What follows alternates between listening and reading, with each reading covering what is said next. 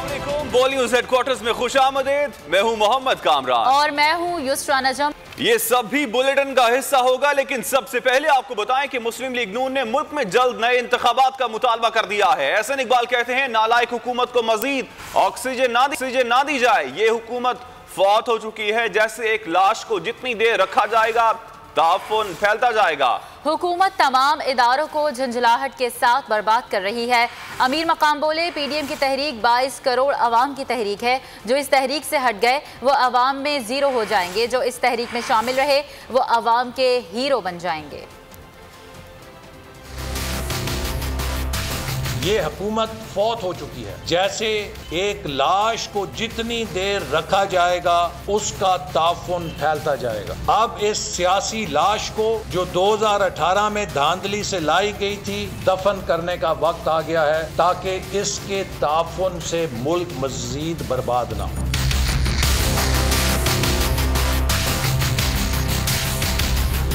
गिलानी साहब की अगर इस तरह सेनेट में जरूर ख्वाहिश था, उसकी सेनेटर बनने की ख्वाहिश थी, हमने बिल्कुल भरपूर साथ दिया। फिर अगर उसकी वही ख्वाहिश थी कि सेनेट का चेयरमैन, तो हमने बिल्कुल ऐसे पीडीएम के उम्मीदवार इसको आगे लेकर आए और सबने साथ दिया। अगर उसकी अब फिर ये ख्वाहिश थी जरूर कि मुझे हाउस में अपोजिशन लीडर होना चाहिए, तो मैं कहता अगर ये बात वो नवाज शरीफ साहब से करते तो ज्यादा बेहतर था। वो उसकी इस डिमांड को भी मान लेते।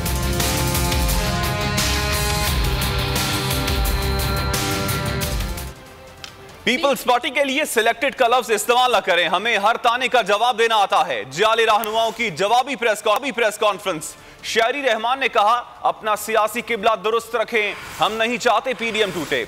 शाजिया मरी बोली मरियम नवाज के लहजे पर अफसोस हुआ, हमने कभी डील नहीं की। मौला बख्श शांडियो ने कहा कि पीटीआई और नून लीग की सियासत मुल्क को तबाही की तरफ ले जा रही है। चौधरी मंजूर बोले मरियम नवाज अपनी पार्टी में जो मर्जी करें, लेकिन इत्तेहादियों के लिए लहजा दुरुस्त रखें। हम बाप के पास नहीं गए, बाप के पास जाने वाले अपनी अदाओं पर गौर करें। हम मुतदिल रहने की कोशिश कर रहे हैं, मगर जाहिर है लोग फिर सवाल पूछते हैं, बात निकलेगी तो दूर तक जाएगी। आप कैसे कह रहे हैं सिलेक्टेड हैं, लेकिन ये मुझे ज़ेब नहीं देता कि मैं ज़ातियात पर इस तरह की लहजा लब इस्तेमाल करूं। तो हम कहेंगे कि होश के नाखून सब रखें, जैसे चेयरमैन ने कहा ठंडा पानी पिएं, सियासी बात करें, अपनी जमहूरियत जद्दोजहद का ख्याल करें। कल पाकिस्तान मुस्लिम लीग नवाज की वाइस प्रेसिडेंट का लहजा था, वो काबिल अफसोस था। हमसे माफ़ियों की बात ना की जाए, हमारे पास बहुत लंबी फहरिस्त है। हमें तो एक उस माफ़ी का भी इंतज़ार है जो आज तक मांगी नहीं गई, और जिससे कि पाकिस्तान का वो नुकसान हुआ जिसकी आज भी हम भरपाई नहीं कर पाए। जिस पार्टी की सारी जिंदगी चोरी छुपे मुआहदे करने से हुई है, जो चोरी छुपे मुलाकातों की वजह से जीता है, वो हमें बोलेगी कि आप ऐबदार हैं। भागना खुद को है, इल्जाम औरों पे लगाना है। दबाव में पीपल्स पार्टी नहीं आएगी, ये इनका दिमाग खराब है। मैं बहुत अदब के साथ अर्ज करना चाहता हूँ मोहतरमा मरियम नवाज साहिबा से कि आप अपनी पार्टी के अंदर जो मर्जी करें, हमारा कोई उससे लेना देना नहीं, लेकिन इत्तेहादों के अंदर दूसरी पार्टियों को मुखातब करते हुए अपने रवैयों को, अपने लहजों को दुरुस्त रखें। फैसल वावडा ने झूठा हलफनामा जमा करवाया। इमरान खान ने उन्हें सजा देने के बजाय नवाजा। एनए 249 कराची से लीगी उम्मीदवार मिफ्ता इस्माइल की चढ़ाई। कहा फैसल वावडा ने इलाके में कोई काम नहीं किया। पीटीआई वाले वोट मांगने से पहले उन 3 बरसों का हिसाब दें। इमरान खान बताएं कराची के लिए ऐलान करदा 150 अरब के पैकेज का क्या हुआ।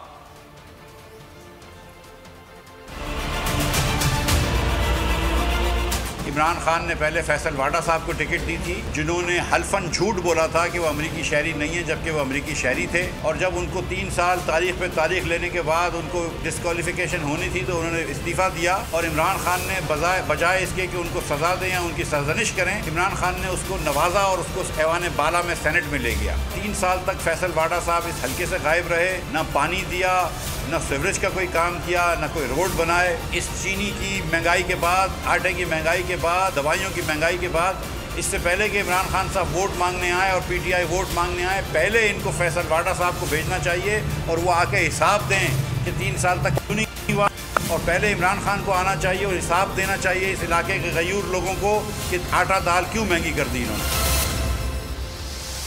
और मौजूदा मुल्क की सियासी सूरत हाल पर बात करने के लिए इस वक्त हमारे साथ मौजूद हैं पाकिस्तान मुस्लिम लीग नून के रहनुमा हैं सिद्दीकुल फारूक। बहुत शुक्रिया सिद्दीक साहब आपके वक्त का। सर, मुस्लिम लीग नून के रहनुमा हैं एहसन इकबाल, उनकी जानिब से नए इंतखाबात की बात की गई है कि जल्द अज जल्द नए इंतखाबात करवा दिए जाने चाहिए, लेकिन क्या आप ये नहीं समझते हैं कि अगर इंतखाबी इस्लाहात के बगैर नए इंतखाबात किए जाते हैं, नए इंतखाबात करवा दिए जाते हैं, तो उसके बाद नतीजा मुख्तलिफ नहीं होगा? बिस्मिल्लाहिर्रहमानिर्रहीम, आपका बहुत शुक्रिया।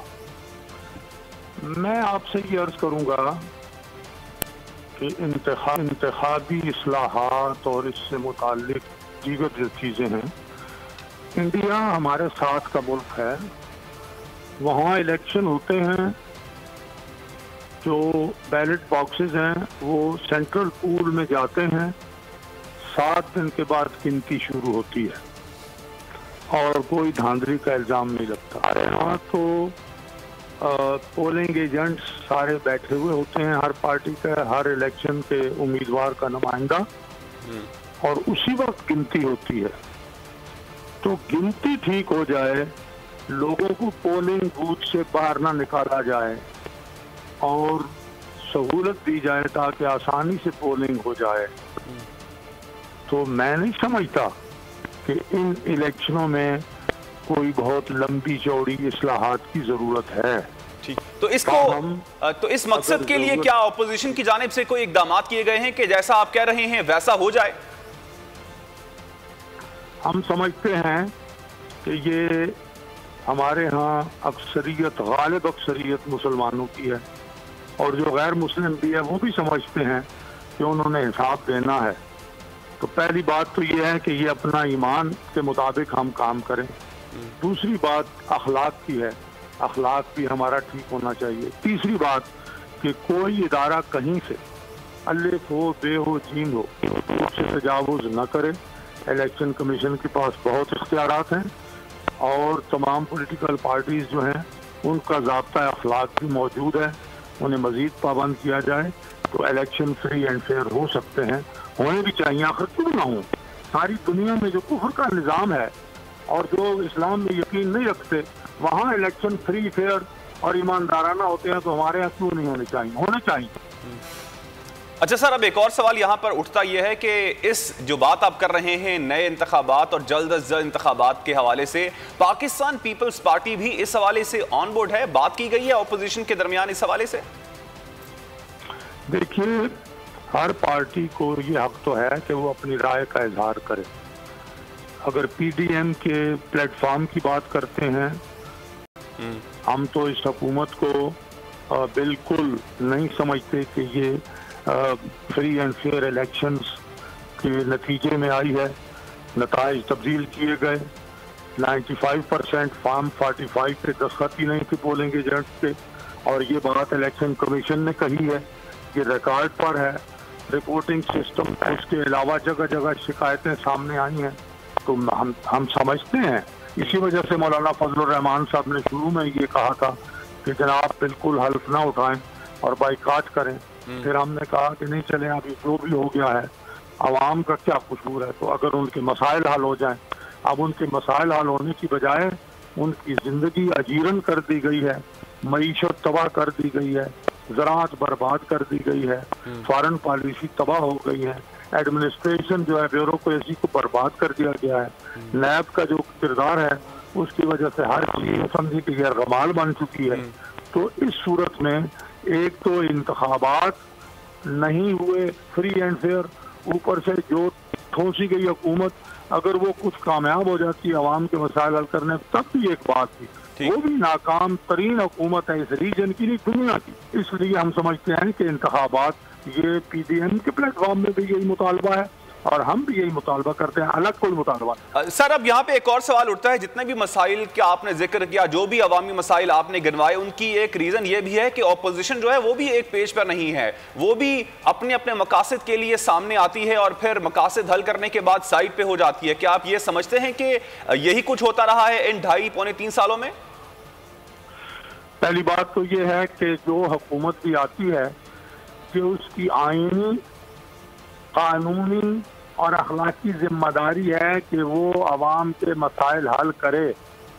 यानी वो एक मंशूर अपना मैनिफेस्टो सामने रखती है इंतखाबात में कि ये हमारा मंशूर है, इसके मुताबिक हम काम करेंगे।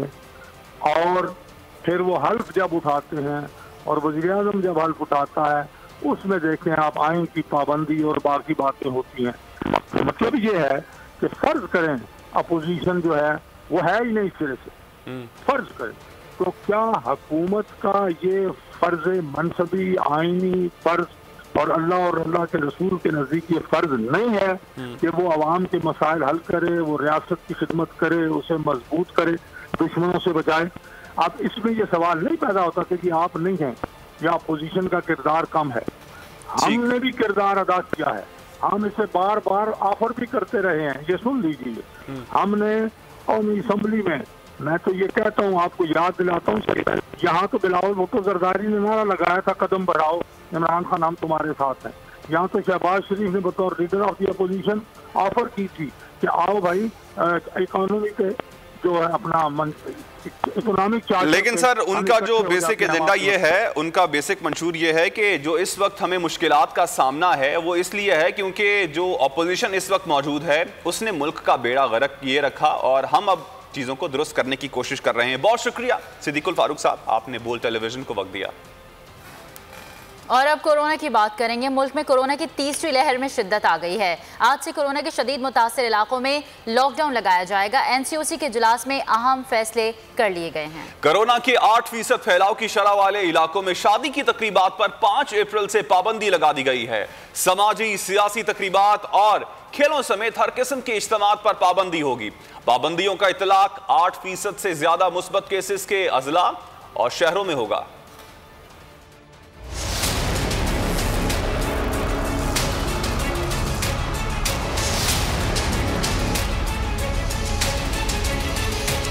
मुल्क में कोरोना के वार तेज, एनसीओसी ने अहम फैसले कर लिए। कोरोना से शदीद मुतासरा इलाकों में आज से लॉकडाउन लगाया जाएगा। वफाकी वजीर असद उमर की ज़ेर सदारत एनसीओसी के इजलास में कोरोना के 8% फैलाव वाले शहरों और जिला में शादी की इंडोर और आउटडोर तकरीबात पर 5 अप्रैल से मुकम्मल पाबंदी का फैसला। शादी की तकरीबात के अलावा सियासी जलसों जुलूसों, समाजी और खेलों की तकरीबात समेत हर किस्म के इज्तिमात पर पाबंदी होगी। एनसीओसी सूबों को कोरोना से शदीद मुतासरा इलाकों के नक्शे फराहम करेगी। सूबे वक्त से पहले पाबंदी लगाने के लिए भी बाइख्तियार होंगे। बैनुल सूबाई ट्रांसपोर्ट पर पाबंदी के हवाले से हतमी फैसला सूबों से डेटा की बुनियाद पर किया जाएगा। एनसीओसी के फैसलों के बाद इस्लामाबाद में पाबंदी आयद कर दी गई। डिप्टी कमिश्नर हमजा शफकात ने नोटिफिकेशन जारी कर दिया। 1 अप्रैल से शादी की तकरीबात समेत हर किस्म के इज्तिमात पर पाबंदी होगी। शब बारात पर इस्लामाबाद के कब्रिस्तानों में भी किसी किस्म के इज्तिमात की इजाजत नहीं होगी। मैयतों की तदफीन भी कोरोना SOPs के तहत होंगी। और कोरोना की मौजूदा सूरत हाल पर बात करने के लिए इस वक्त हमें ज्वाइन किया है डॉक्टर इब्राहिम यूसुफ ने। बहुत शुक्रिया डॉक्टर इब्राहिम यूसुफ बोल न्यूज़ को वक्त देने के लिए। मुल्क में कोरोना केसेस की तादाद में मुसलसल इजाफा हो रहा है, थर्ड वेव है। यकीनन ये न्यू नॉर्मल जो है वो लोगों के लिए आसान नहीं है। किस तरह इस रूटीन को अपनाया जाए स्ट्रिक्ट लॉकडाउन में? थैंक यू वेरी मच बोल न्यूज़ का मुझे बुलाने का करने के लिए। It's very important topic these के एनसीओसी ने बहुत अच्छा फैसला किया है कि अगर ये चीज़ अगर 5 अप्रैल नहीं और 1-1.5 हफ्ते पहले हो जाती तो और मज़ीद रेशियोज़ कम हो सकते थे।